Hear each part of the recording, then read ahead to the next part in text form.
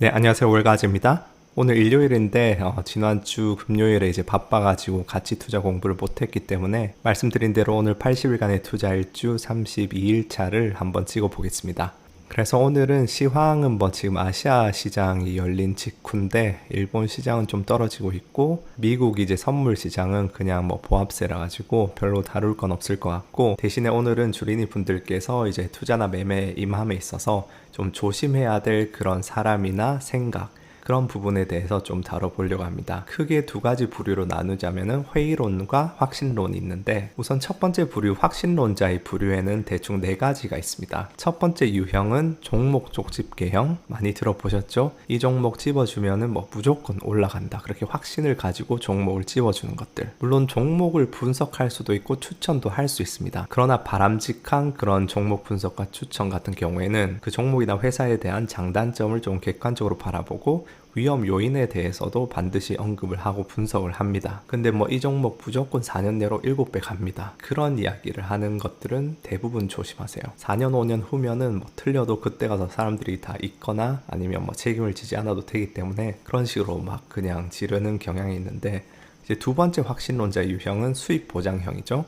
연 몇십 프로 보장해 준다, 말도 안 되는 이야기죠. 기본적으로 모든 종류의 수익 보장은 99.99% 사기라고 보시면 됩니다. 최근에 기자왕 김 기자님 채널 보니까 무슨 V머시 코인이라는 게 연 80% 보장했다고 들었는데, 지금 거기에 피해를 볼 수도 있는 분들이 지금 사상 최고액이라고 이야기를 하더라고요. 근데 80%는 솔직히 상식적으로 봐도 말이 안 되지만 연 8%는 어떨까요? 연 8% 수익 보장은 사기가 아닐 수도 있지 않을까요? 그것도 조심하셔야 됩니다. 기본적으로 은행 예금 이자를 벗어나는 수익 보장은 전부 말이 되지 않아요. 수익을 보장해 준다는 것은 무위험 수익이라는 것이거든요. 위험이 없는 수익은 은행 예금밖에 없습니다. 거기서 출발해서 위험이 커질수록 그 리스크에 비례해서 기대 수익률이 커지는 건데, 연 8%면 그렇게 높지 않아서 진짜 수익 보장해 주나?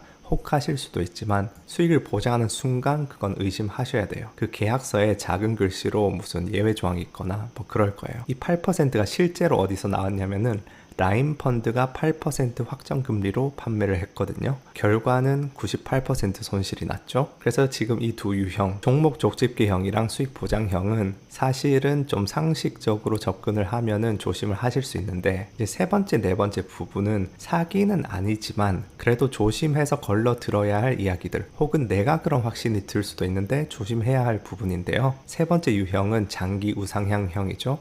주식은 무조건 장기적으로 우상향하니까 그렇게 믿고 하락장이 와도 무조건 존버해야 한다는 그런 믿음. 여기에 대해서는 제가 왜 위험한 생각인지 여러 차례 말씀드렸습니다. 미국 주식시장 외에는 장기 우상향하지 못하고 아직도 반토막 상태인 여러 국가 인덱스들이 훨씬 많다. 그리고 미국이나 한국처럼 이제까지 우상향한 시장에서도 15년씩 정고점 회복 못한 시기들이 드문드문 있다는 것. 그래도 미국이나 한국은 15년 존버하면 되지 않냐, 그렇게 말씀하실 수도 있는데, 모든 자금에는 기회비용이 있습니다. 15년 동안 주식에 물렸다가 본전을 찾는다 해도 손실 없이 끝난 게 절대 아니에요. 그 15년 동안 그 물린 자금으로 정말 다양한 일들을 하거나 다른 곳에 좋은 투자처가 있었을 텐데 잠재적인 손해를 본 것이죠. 기회비용이라는 개념은 직접적 피해는 아니지만 기회를 상실하는 것인데 그것도 비용으로 잡으셔야 됩니다. 예를 들어서 2년 군대 가는 거 2년 갔다 오면 몸도 튼튼해지고 손해볼 것 없잖아, 이런 소리 하는 사람들이 있는데, 그 2년은 사실 다른 생산적인 곳에 쏟을 수 있었죠. 예를 들어서 2년 직장 생활해서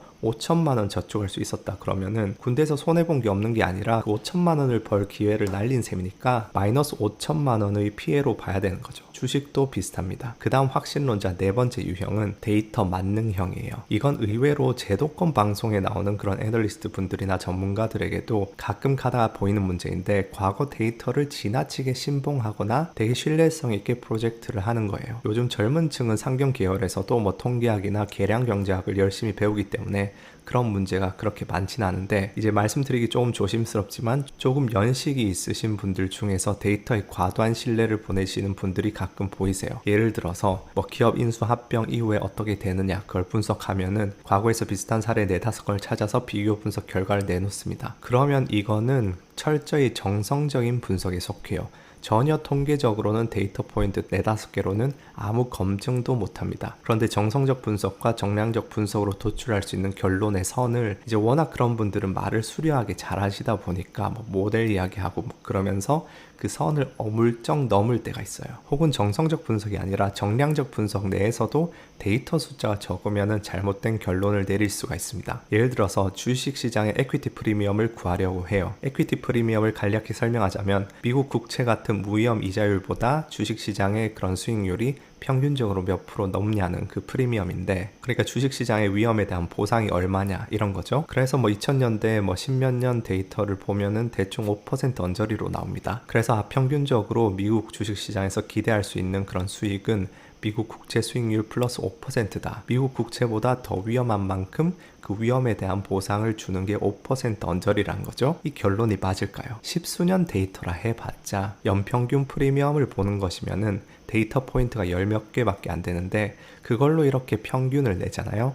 표준 오차가 뭐 7, 8%씩 나옵니다. 즉 통계적인 오차를 감안하면은 실제로 우리가 신뢰도를 가지고 추정할 수 있는 프리미엄의 범위는 5%에서 플러스 마이너스 16% 정도라는 거죠. 그러니까 실제 에퀴티 프리미엄은 딱 5%가 아니고 마이너스 11%에서 플러스 21% 사이에 어떤 값을 가져도 이상하지 않다는 그런 결론을 내릴 수가 있습니다. 그게 통계학적인 접근 방식인데 그냥 그 중간의 평균값이 5%라고 이게 5%다 이렇게 말해버리면 너무나도 부정확한 이야기고 그걸 잘못 오해할 수가 있다는 것이죠. 그래서 데이터가 많아지면 많아질수록 통계적으로 그 오차 범위가 점점 줄어들게 되는데 십수개로는 우리가 결론 내릴 수 있는 범위가 어마어마하게 커서 5%란 수치가 아무런 의미가 없다는 거죠. 그래서 그렇게 4가지 확신론, 종목 족집게형, 수익 보장형, 장기 우상향형, 데이터 만능형, 이 중에 어떤 것들은 아예 사기의 영역에 속하고 어떤 것들은 맞는 부분도 있지만 조금은 조심해야 된다. 뭐 장기 우상향형 같은 경우에는 어쨌든 일리가 있는 부분도 있지만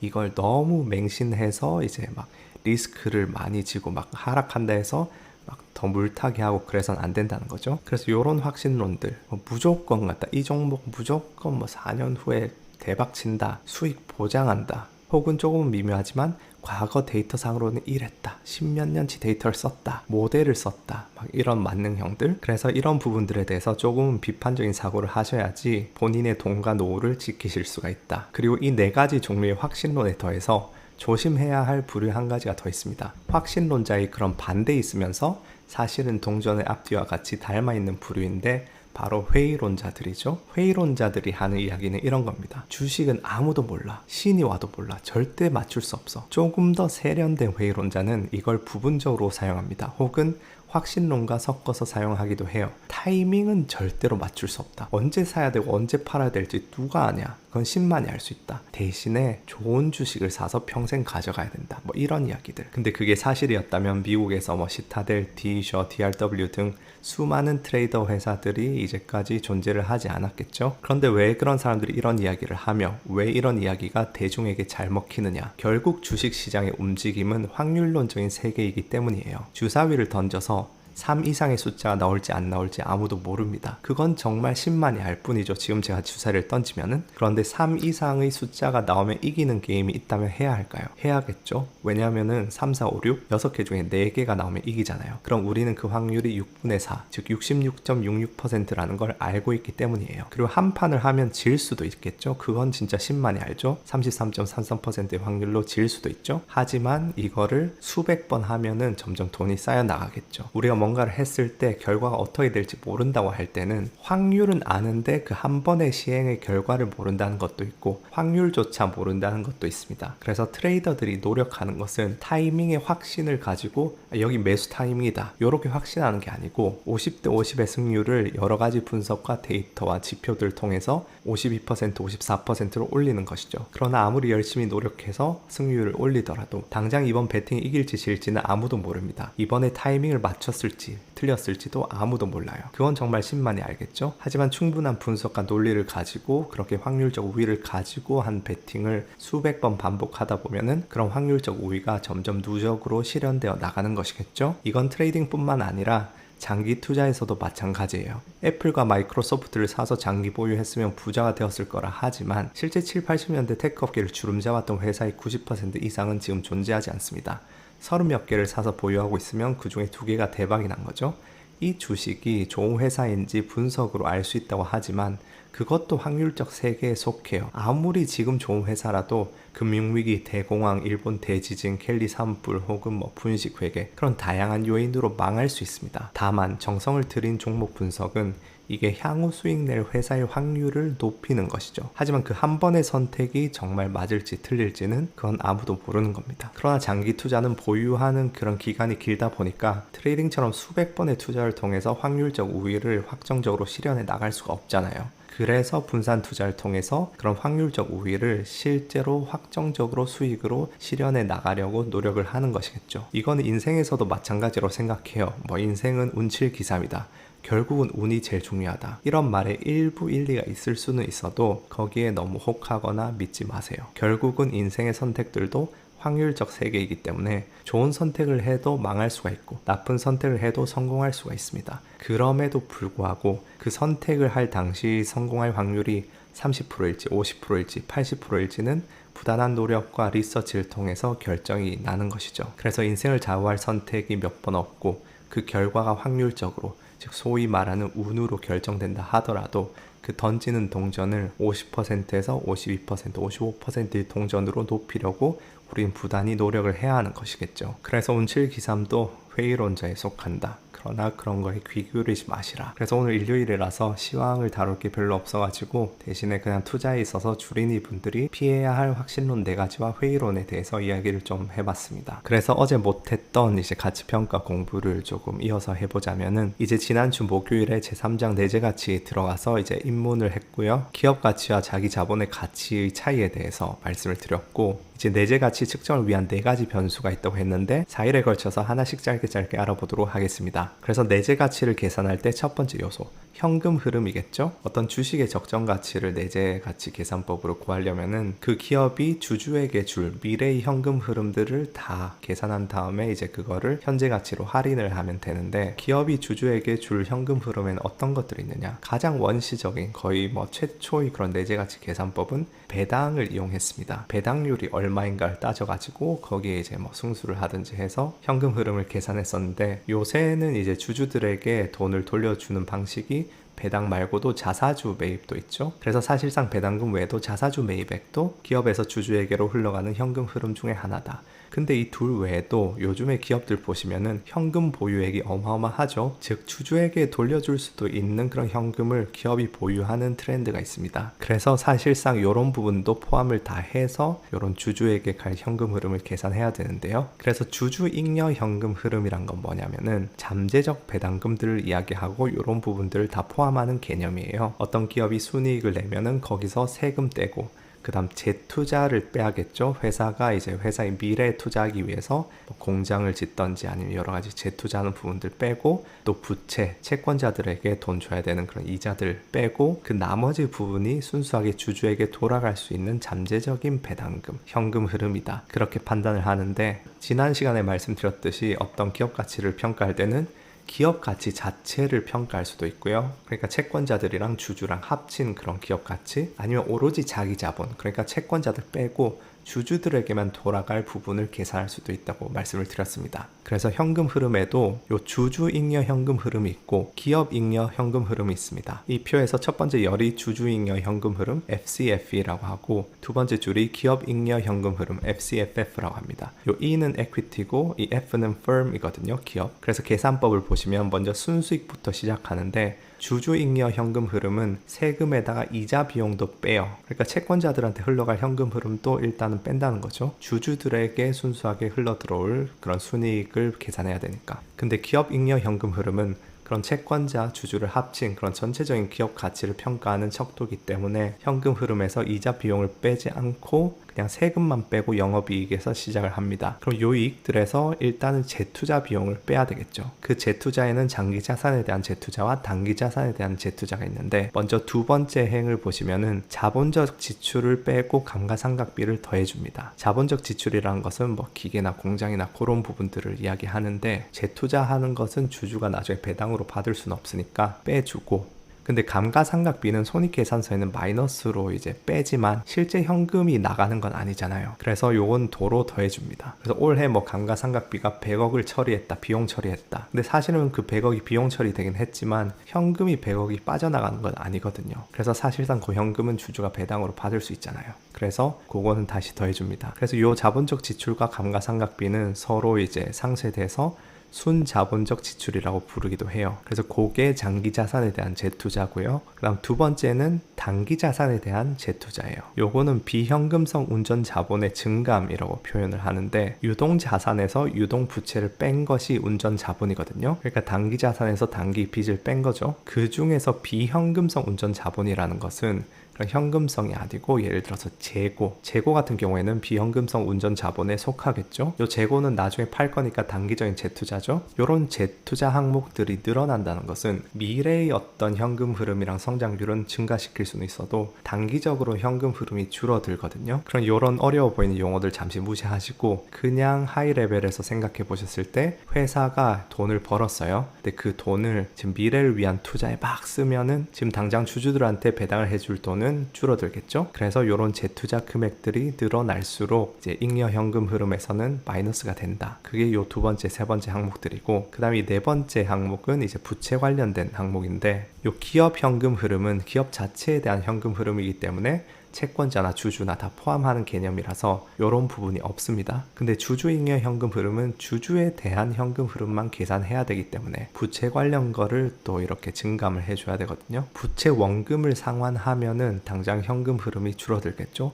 빚을 갚으니까. 근데 신규 부채를 발행하면은 어쨌든 빚을 내는 거니까 현금 흐름은 늘어나겠죠. 그래서 더해줍니다. 사실 빚내서 배당을 준다는 게 조금 이게 직관적으로 이해가 안 될 수도 있는데, 어쨌든 여기서는 잉여 현금 흐름 자체만 볼 때는 그렇게 계산을 합니다. 그래서 워렌 버핏 같은 경우에는 신규 부채 발행, 그러니까 빚을 내서 들어오는 새로운 현금 흐름이 주주에게 돌아갈 잠재적 배당금이다, 이렇게 계산하는 게 조금 지나치다 생각해서 버핏이 고안한 그런 주주들의 이익이라는 그런 지표는 이런 신규 부채에서의 현금 흐름을 제외합니다. 제외하고서 잠재적 배당금 현금 흐름을 계산해요. 그런 부분 알아두시면 좋고, 어쨌든 그래서 요렇게 주주 잉여 현금 흐름이 계산되고 요렇게 기업 잉여 현금 흐름이 계산됩니다. 왼쪽은 주주들에게 가능한 잠재적 배당금, 오른쪽 기업 잉여 현금 흐름은 기업 전체, 뭐 채권자랑 주주 합쳐서 돌아갈 수 있는 잠재적 그런 배당 금액, 이렇게 보시면 되고요. 그래서 방금 기업 잉여 현금 흐름은 세후 영업이익에서 순자본적 지출, 그러니까 자본적 지출에서 감가상각을 뺀 값, 그거를 여기서 빼주고 재투자 금액, 그 다음 비현금성 운전 자본 증감을 빼줍니다. 그냥 이익에서 장기 재투자, 단기 재투자를 빼주는 거죠. 그래서 재투자 비율을 이렇게 정의를 한다면, 그러니까 세후 영업이익에서 이런 지출들이 차지하는 비율이 얼마나 되느냐, 그거를 재투자 비율로 정의를 한다면은 기업 잉여 현금 흐름은 그냥 세후 영업이익에다 1 빼기 재투자 비율을 곱한 값을 한 거랑 마찬가지란 거죠. 기업이 돈을 벌었는데 100억을 벌었는데 20억을 재투자한다. 그럼 재투자 비율은 0.2가 되겠죠.